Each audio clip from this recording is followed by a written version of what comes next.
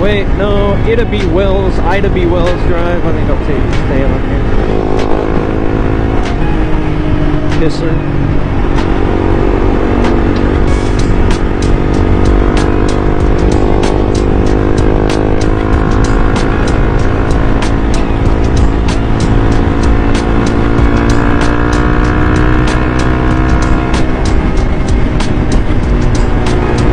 Okay, maybe you should have taken that. That would have been Roosevelt Road.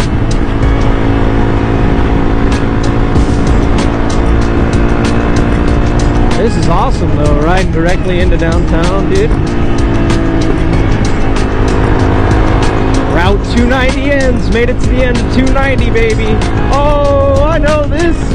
This is where I've been messing up, going on the wrong part of the interstate, or making it on the interstate.